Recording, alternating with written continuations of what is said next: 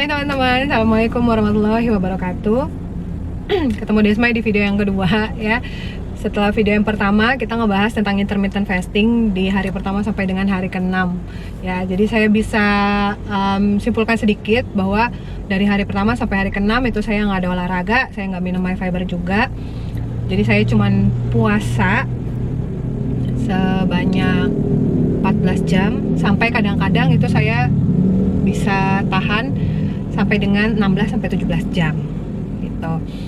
Nah, seperti yang sudah saya ceritakan juga di video sebelumnya bahwa perkembangan untuk penurunan berat badannya itu tidak signifikan. Jadi cuman ya sedikit-sedikit aja, cuman tipis banget gitu teman-teman ya, cuma 0,1, 0,2, paling banyak 0,4. Dan begitu juga di statistik dari timbangan ya, di masa lemak itu juga turunnya sedikit, paling juga 0,2%, ya 0,4%, dikit-dikit. Nah sekarang kita masuk ke cerita di hari ke-6 sampai dengan hari ke-13 nih. Hari ke-6 saya sudah mau memaksimalkan fasting saya, puasa saya dengan ditambah olahraga. Karena sebagaimana kita tahu, diet apapun itu akan berhasil sebenarnya jika olahraganya rutin. Ya, karena olahraga ini juga membakar kalori kan, ya, jadi otomatis juga membuang lemak-lemak di dalam tubuh. Nah, pertanyaannya adalah kuat nggak kalau misalnya nggak makan, ya, sampai dengan kalau pagi itu biasanya saya yoganya pagi. Tapi belum makan loh, cuma minum air putih aja gitu ya. Ya kuat-kuat aja sih, karena kan udah punya komitmen nih, pengen turun berat badan kan. Terus jadi saya yoga, WO biasanya mulai dari anak-anak saya berangkat sekolah. Kebiasaan orang Kalimantan ya, bilang berangkat tuh turun. Setelah anak saya berangkat sekolah, semuanya udah beres gitu. Nah, saya udah mulai ganti baju ya, udah mulai nyalain tuh aplikasi yoga di HP saya. Yoga dan WO sekitar 1 jam. Nah, ketika ditambah dengan olahraga, teman-teman, saya masih belum minum high fiber nih ya. Ketika ditambah dengan olahraga, progresnya mulai baik ya. Jadi massa otot mulai naik ya, karena kan ditambah olahraga. Terus juga dari makanan, saya mengikuti saran orang yang kasih saran sama saya, Mbak, makan putih telur, coba ya, makan 2-3, katanya sih bagus tuh buat nambah massa otot ya. Kuningnya jangan, karena kuningnya itu ya agak tinggi juga kalorinya gitu. Oke, enggak. Terus mulai nih teman-teman, mulai banyak nih ya, perkembangannya signifikan tuh, mulai kelihatan, terutama di massa lemak ya. Jadi body fatnya semakin banyak persennya yang turun. Nah ini kabar baik gitu ya, kabar baik buat saya. Walaupun timbangannya mungkin tidak seberapa turunnya, cuman yang saya fokuskan ada di body fat dan visceral fat ya. Itu jadi visceral fat saya atau apa sih, lemak yang, kalau yang saya baca visceral fat itu lemak yang meliputi abdomen, apa sih abdomen ya, di sekitaran perut gitu. Dan itu tuh biasanya menyelimuti organ-organ kita ya, organ tubuh yang di dalam tuh yang penting-penting, itu visceral fat. Nah visceral fat saya tuh ada di angka 6, tapi habis itu setelah saya beberapa hari olahraga, visceral fatnya turun di angka 5. Tapi memang sakit banget teman-teman, WO nya itu yang repeat yang untuk perut ya, jadi kayak sit up, terus juga ya banyak lah ya. Untuk WO kan banyak tuh gerakannya ya, tapi sakit banget sih, itu memang luar biasa pengorbanannya. Kemudian coba saya bacain dulu ya timbangan saya di hari ke-6, mulai dari hari ke-6 tuh. Bentar ya, 1, 2, 3, 4, 5, 6. Tadi kan di hari ke-6 itu 61,8 ya. Nah hari ke-7 udah 61,4, turun 0,4. Terus hari ke-8 61,0 ya. Hari ke-9 naik lagi 61,4. Nah ini yang saya ceritakan tadi, yang saya dikasih tahu tentang makan putih telur, terus besoknya malah massa otot saya naik gitu. Nah naik ini bertambah ke angka timbangan, jadi 61,4 lagi, padahal saya nggak cheating. Terus besoknya lagi teman-teman, ini hari keberapa nih, 1, 2, 3, 5, 6, 7, 8, 9, 10. Nah, di hari ke-10 teman-teman, ini mulai pesat progresnya ya. Jadi timbangan saya udah turun 60,7 ya. Jadi saya hilang berapa nih, dari 61,4 jadi 60,7. Lumayan ya kan? Lumayan banyak. Dan di situ juga dari visceral fatnya juga turun. Bukan visceral fat, dari body fat ya. Visceral fatnya tetap 5. Body fatnya itu banyak banget turunnya. Kalau teman-teman mau lihat, ada di highlight Instagram saya yang sekarang saya ganti nama ya, Instagramnya jadi Des My Des. Itu ada highlightnya, saya kasih nama diet journey. Nah di situ ada dari awal saya diet sampai dengan pokoknya setiap harinya itu saya pantau terus proteinnya, body fatnya, massa ototnya, itu saya simpan semua di situ kalau teman-teman mau lihat ya. Kalau detailnya saya lupa nih mau ceritain lagi. Jadi hari ke-10 udah sampai ke 60,7. Di situ ya, 10 hari nih ya. 10 hari saya puasa, masih tetap konsisten puasanya ya. Jamnya variasi dari kadang bisa sampai 14 jam, kadang bisa sampai 18 jam ya kalau saya sibuk tuh. Jadi nggak masalah sih, saya nggak ada perasaan nggak ada saya perasaan kayak pusing apa gimana, nggak ada, karena saya tetap boleh minum kan ya. Nah setelah itu makanan juga saya tetap ketatin. Jadi saya bener-bener nggak ada yang namanya makan sereal, saya nggak ada makan Indomie, saya nggak ada. Bener-bener semua makanan yang saya makan itu adalah masakan saya sendiri. Dan kalau nggak sayur-sayuran atau nggak bihun, ya bihun jagung. Jadi saya masak bihun jagung lah. Kalau nggak ya saya cuman makan putih telur. Kalau nggak saya makan roti gandum. Ya, jadi benar-benar diatur makannya. Oke ya, itu tadi di hari pertama sampai hari 10. Nah, terus setelah itu di hari ke-11 naik lagi 61,1 ya. Saya nggak ada cheating sama sekali teman-teman. Tapi saya juga nggak ngerti ya dia masih bisa naik turun itu. Tapi kalau menurut suami saya mungkin porsi makannya waktu yang jam 5:30 itu agak kebanyakan gitu ya. Oke, masuk akal juga. Jadi akhirnya saya kurangi lagi ya, jadi fastingnya panjang, buka puasa tetap pakai smoothie ya, konsisten. Terus juga pagi itu olahraga saya konsistenkan. Terus itu yang jam 5:30 dikurangin porsinya gitu, kurangin porsinya. Terus itu di hari ke-11 tadi hari ke-11 ya, 1, 2, 3, 4, 5, 6, 7, 8, 9, 10. Hari ke-11 tadi naik jadi 61,1. Hari ke-12 turun lagi 60,7. Nah tapi di hari itu yang 60,7 ini saya udah minum MyFiber ya. Jadi hari berapa sih ini ya, pokoknya dia di tanggal 7 ya, tanggal 7 Agustus itu setelah saya last meal jam setengah 6 sore. Setelah itu saya minum MyFiber ya, MyFiber. Abis itu saya pasang fasting saya jam setengah 7 malam. Nah itu baru MyFiber saset pertama ya. Sampai besoknya kan bangun pagi itu langsung pup ya, langsung BAB, dan lumayan lancar dan lumayan banyak. Padahal kalau dipikir-pikir kan makannya sedikit, terus juga makannya benar-benar dipiki kan, benar-benar dipilih-pilih. Tapi waktu habis minum MyFiber, besok paginya BAB-nya banyak dan lancar, nggak tahu dari mana ya. Dan timbangan saya jadi 60,7 lagi ya. Wah, jadi banyak lagi kan turunnya. Habis itu lagi saya ulangin lagi polanya ya, fasting, buka puasa pakai smoothie, makannya masak sendiri, bener-bener masih tanpa nasi, tanpa tepung-tepungan, tanpa gula garam, tanpa pokoknya segala macam yang itu enggak saya makan. Kemudian last meal tetap jam 5:30. Habis itu kayak biasa lagi saya bikin MyFiber lagi dan pasang timer lagi untuk fastingnya dari jam 6:30. Besoknya terpola lagi saya, BAB-nya pagi dan lancar gitu. Nah, terus timbang saya jadi 60,1 ya, jadi lebih banyak lagi. Terutama yang banyak banget itu di penurunan body fatnya Itu teman-teman lihat aja ya di highlight saya ya, saya lupa kalau mau disebutin terus ya. Yang jelas tuh banyak teman-teman penurunannya. Dan kemarin tanggal 10, iya benar ya. Oh, saya belum pasang nih yang hari ini. Tanggal 10 itu timbangan saya menyentuh angka 5. Jadi 59,95 dengan pola yang sama. Dan 3 hari terakhir itu yang saya sebutkan tadi yang banyak sekali perkembangannya signifikan, itu dibantu dengan fiber.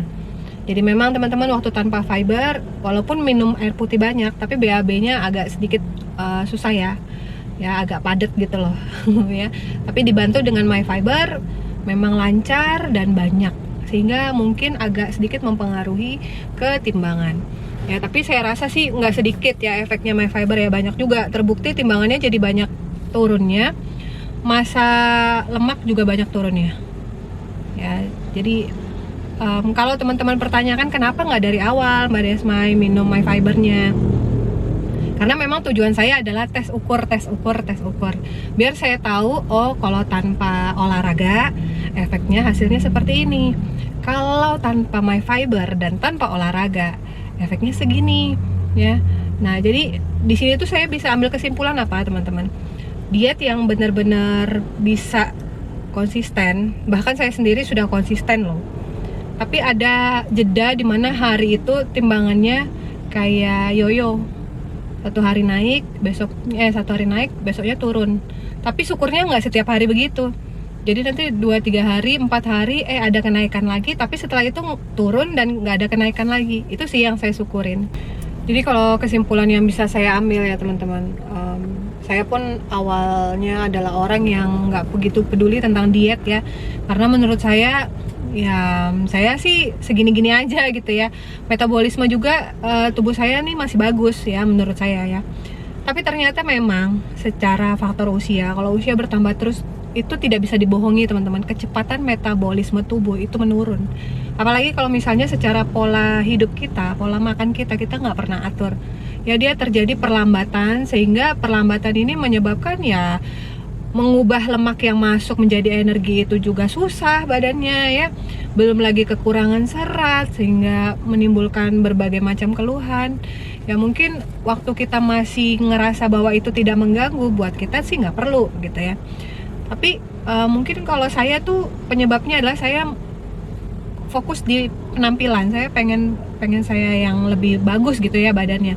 Tapi semakin kesini, semakin saya mempelajari tentang intermittent fasting ya, semakin saya mengatur pola makan, akhirnya saya semakin mengerti bahwa memang yang namanya diet, mengatur makanan, menjaga apa yang harus dimakan dan apakah boleh sering atau tidak, itu ternyata penting ya. Jadi bukan cuma soal gengsi, oh karena pengen ini nih, pengen cantik, pengen berat badannya bagus, ideal, pengen kalau pakai baju apa aja bagus. Ternyata nggak cuma itu teman-teman, walaupun itu salah satunya, tapi memang kesehatan yang menyebabkan kita sangat butuh untuk mengerti bahwa mengatur pola makan itu sangat penting gitu.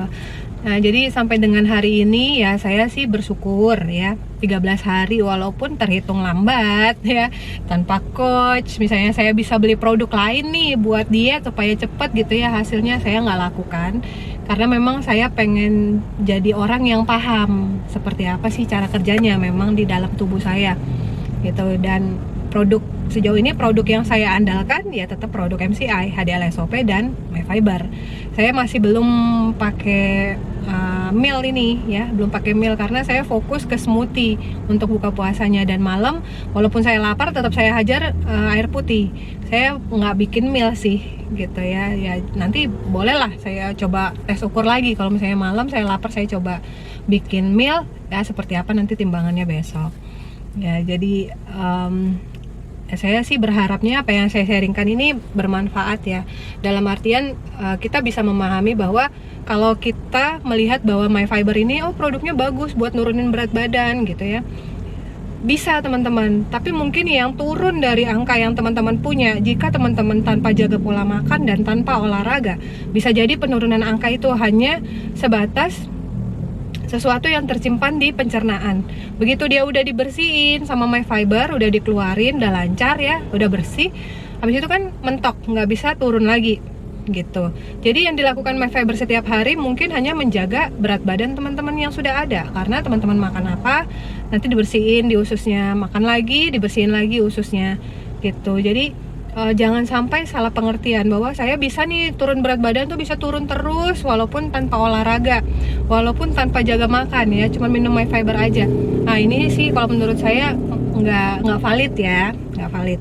Jadi tetap semuanya harus teman-teman lakukan. Jadi misalnya pun saya nanti udah sampai ke berat badan ideal yang saya mau ya, kalau berdasarkan timbangan itu sih katanya berat badan ideal dari umur saya plus tinggi saya itu adalah 55 kilo, pas banget dengan yang saya pasang. Nah sekarang kan saya menyentuh angka 59, itu sudah sesuatu yang rekor menurut saya, karena selama ini kalaupun turun nggak pernah di kepala 5 gitu, dan ini ya 59 ya, jadi menurut saya sesuatu yang bagus banget. Nah jadi disitulah intinya yang saya mau pesenin ke teman-teman semua, kalau mau berat badannya turun konsisten, maka teman-teman juga harus jaga pola makannya. Saya pun kalau sudah ideal nanti mungkin intermittent fastingnya saya perpendek gitu ya, malam aja saya nggak makan, pagi ya tetap sarapan, tapi tetap jaga pola makan juga. Boleh mungkin sudah ada cheating day, boleh gitu ya.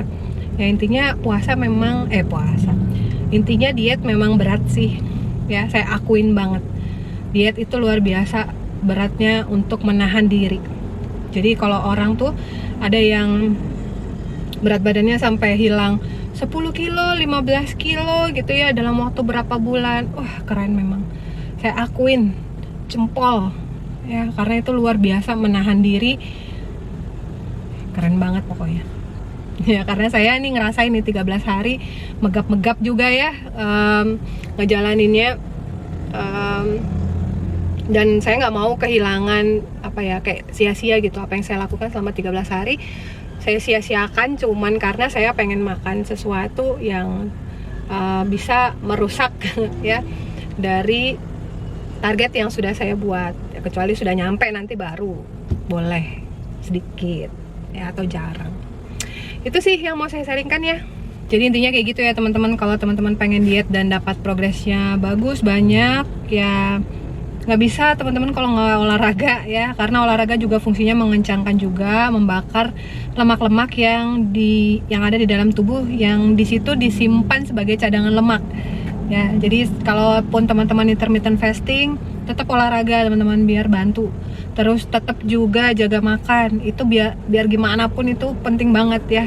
Kayaknya nggak ada deh orang kalau makannya serambangan gitu ya, asal aja terus kecuali dia minum pencahar loh ya, nggak tahu. Tapi kalau pengen diet tapi makannya asal sembarangan, tapi dia fasting juga, ya hasilnya biasanya segitu-segitu aja. Terus lebih bagus lagi kalau ditambah sama suplemen. Jadi kenapa saya minum HDL-SOP dari awal, karena HDL-SOP itu membantu untuk memecah sel lemak, sehingga lebih mudah lagi untuk dibakar jadi energi.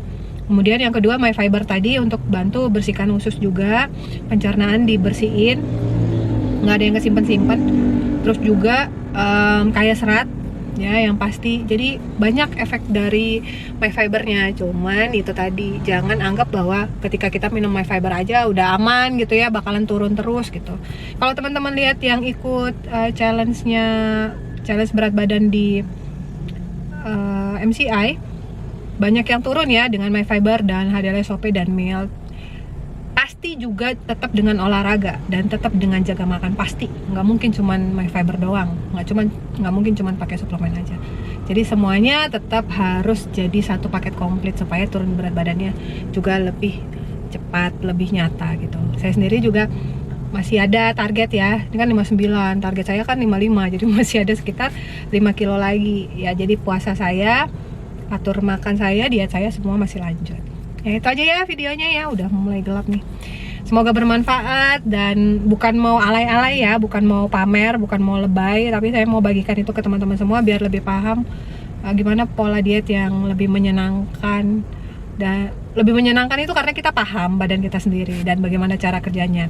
Karena kalau misalnya kita nggak paham cara kerjanya, biasanya kenapa sih aku sudah puasa, aku udah atur makan kok berat badannya nggak turun, jadi kayak di hari keberapa aja udah putus asa gitu, udah males gitu.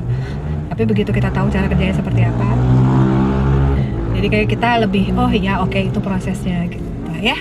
Itu aja ya, Desma pamit ya. Dadah. Assalamualaikum warahmatullahi wabarakatuh. Semangat.